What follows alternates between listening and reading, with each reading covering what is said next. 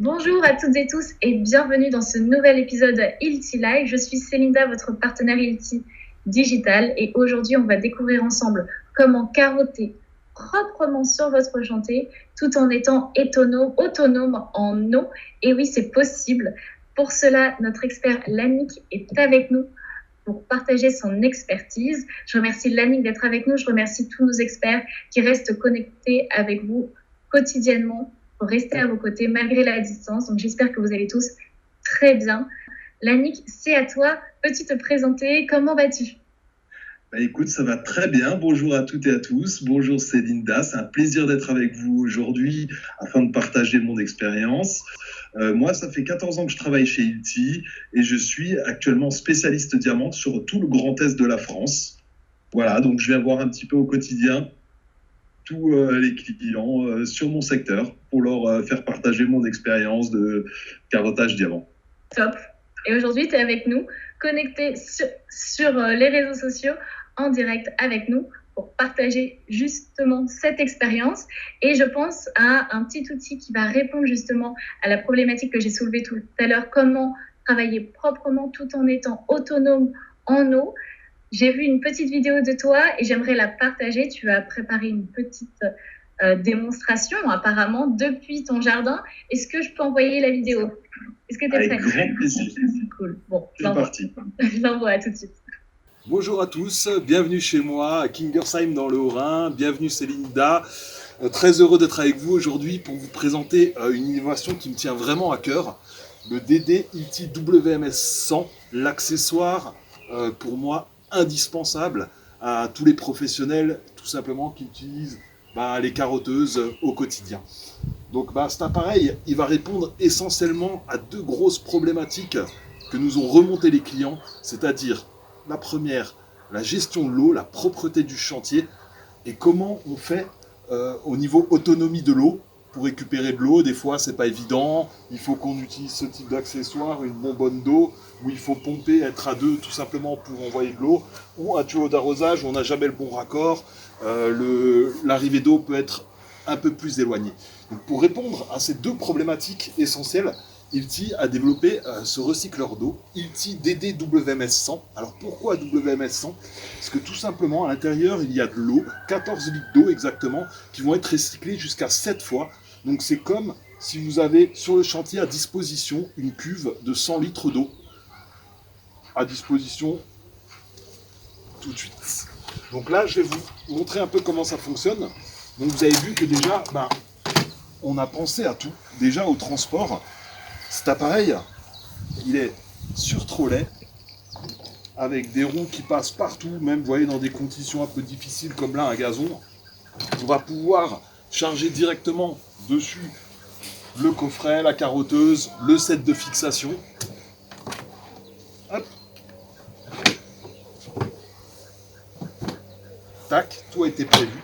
Donc le rangement du câble, le rangement de tuyau. Donc comment ça se passe? Brièvement, à l'intérieur, comme je vous disais, vous allez avoir un sac qui récupère les laitances. Donc d'ailleurs là il est plein, on va le changer même ensemble. On pourra encore faire quelques carottages avec, on va peut-être l'utiliser.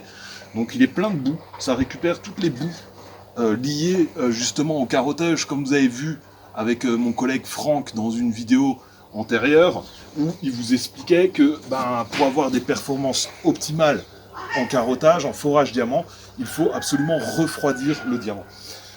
Donc là, vous avez à l'intérieur 14 litres d'eau, tout simplement,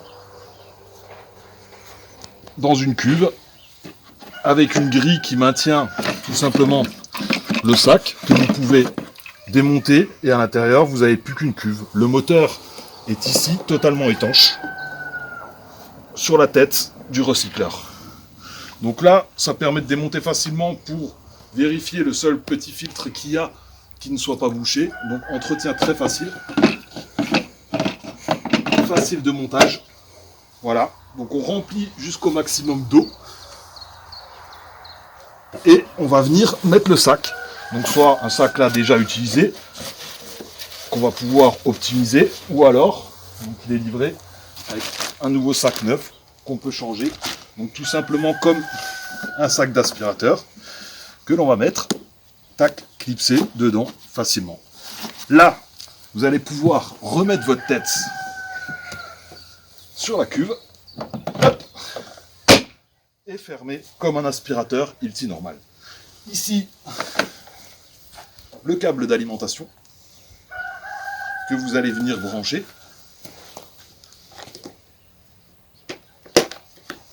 Tac. Le tuyau correctement rangé sur le trolley qui va permettre d'aspirer l'eau. Donc on va tout simplement emboîter dans le recycleur et une alimentation en eau qu'on va venir brancher à côté. Donc c'est un raccord Gardena, rien de plus simple.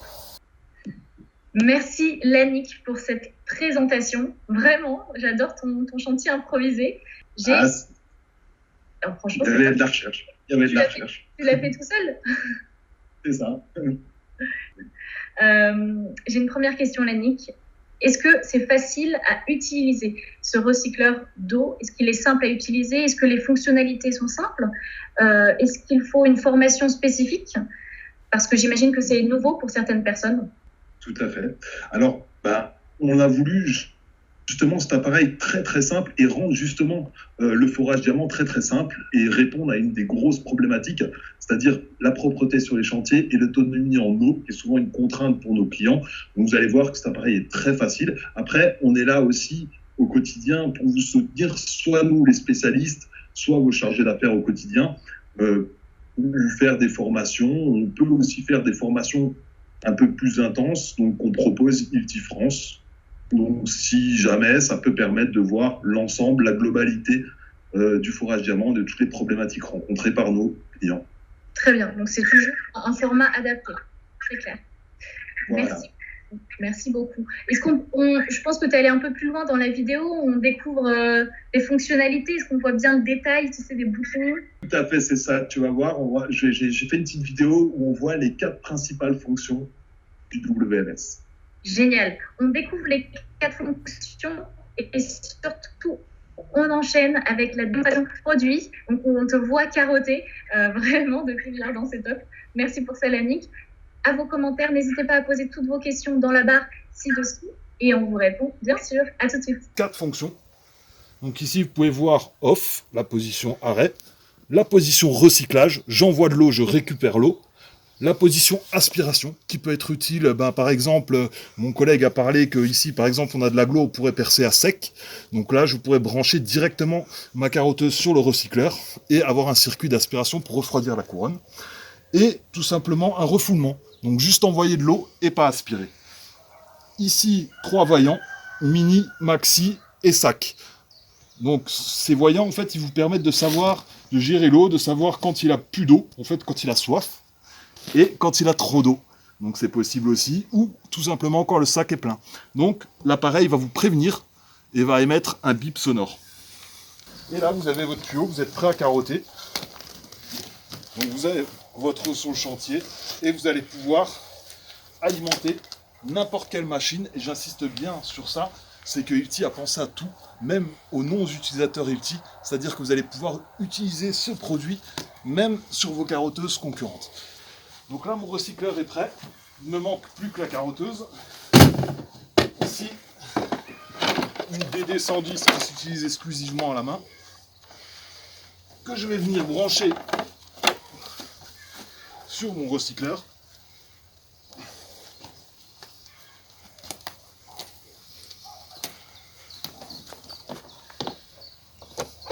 Tac. Donc je peux brancher toutes les petites carotteuses jusqu'à 2350 watts. Faites attention sur les gros moteurs, il faudra se brancher directement sur le touret électrique. Voilà. Donc là, au bout, maintenant ce qui me manque pour faire tourner ma carotteuse, c'est tout simplement une alimentation en eau. Donc là, je vais utiliser celle de mon recycleur, ici, que je vais venir brancher sur mon raccord Gardena directement.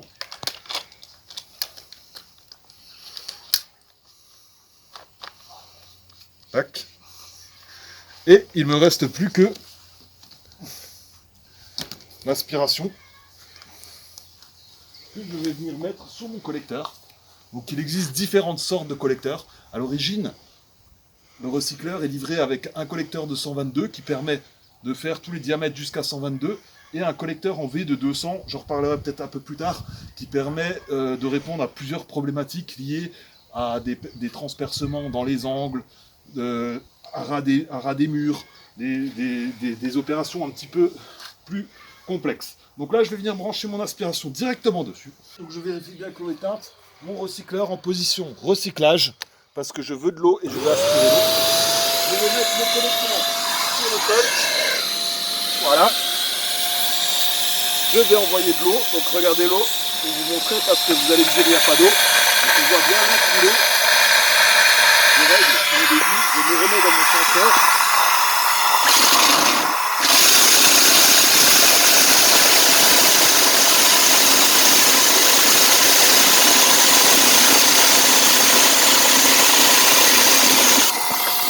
Quand vous me dites le sol c'est facile, le mur comment ça marche? Eh ben c'est pareil, au mur, tout simplement, je vais allumer l'eau.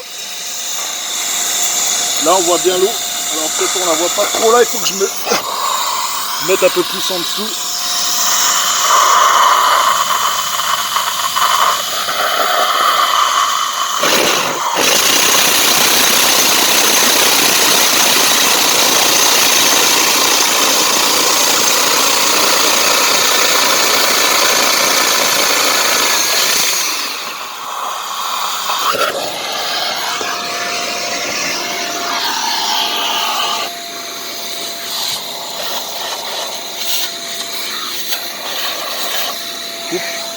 Alors je vais vous montrer que ça marche aussi sur colonne.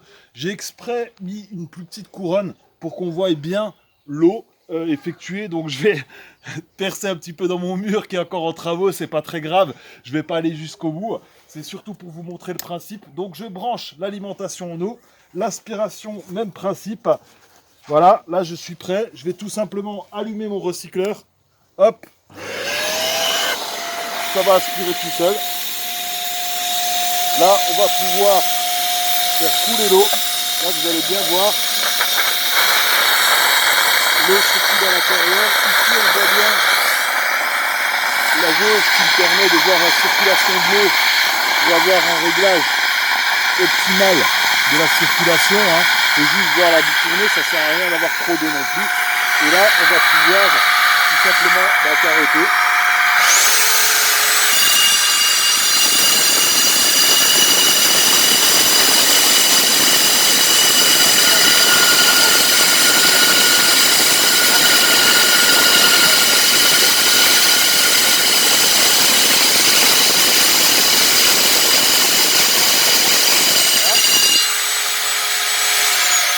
Aller beaucoup plus loin, ça sert à rien de percer mon mur. Donc là on voit bien, faut faire attention aux dernières petites gouttes. Ici, je peux finir mon trou, il faut vraiment bien aspirer le reste.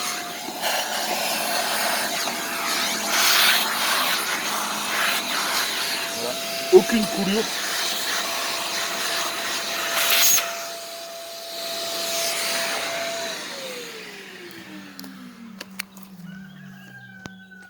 Comment on peut découvrir soi-même le WMS sur son propre chantier? Parce que chaque chantier, là depuis la maison c'est un peu facile, mais chaque chantier j'imagine a ses complexités. Donc comment on fait?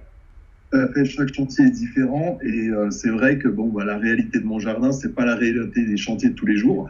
C'est pour ça qu'il faut pas hésiter à nous solliciter, à voir soit votre chargé d'affaires, soit tous les experts qui sont actuellement sur le terrain et qui soutiennent tout le réseau. Donc on est partout dans toute la France et au quotidien, on pourra venir vous voir et vous montrer ça en situation réelle. Génial. On peut fixer un rendez-vous ensemble, bien sûr, lorsque cela sera possible. Vous pouvez, dans la barre de commentaires, nous demander ce rendez-vous. Vous pouvez également cliquer sur le lien qui se trouve dans la description de la vidéo. On vous recontacte immédiatement et on vous accompagne comme promis.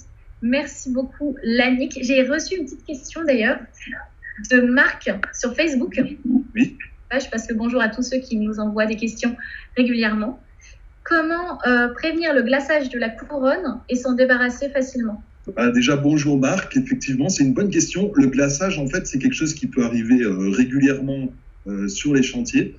Alors pourquoi? Il y a différentes raisons en fait de ce glaçage. Ça peut être, c'est souvent lié à l'utilisation, donc soit une mauvaise pression d'appui, soit trop d'eau utilisée, soit un matériau très difficile. Donc c'est quelque chose qui peut arriver, on va dire pas régulièrement, mais qui peut arriver couramment. Donc pour pallier à ça, il existe un accessoire chez nous qui s'appelle une plaque d'affûtage. En fait, il suffit de passer la couronne 2-3 fois dans cette plaque, de rentrer juste la hauteur du segment, et ça va remettre une nouvelle partie de diamant neuve, et la couronne va être de nouveau tranchante. En fait, si vous voulez, on l'affûte, on ôte la partie usée qui est devenue lisse pour remettre les grains de diamant neufs en contact avec le support. D'accord.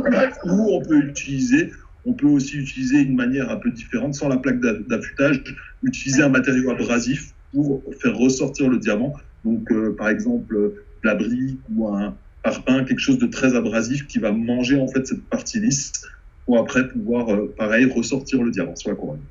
Eh bien, super. On a 2 alternatives. Merci pour la réponse, Lannick. Et Marc, je te partage le lien de cette plaque en commentaire. Ok. Bon, merci. Merci beaucoup encore, Lannick. Merci à tous d'avoir suivi cet épisode. C'est toujours un plaisir de vous voir connectés tous les mercredis à 12h30. Je vous dis à bientôt et surtout, prenez soin de vous. À bientôt, Lannick. À bientôt. Prenez soin de vous. Au revoir.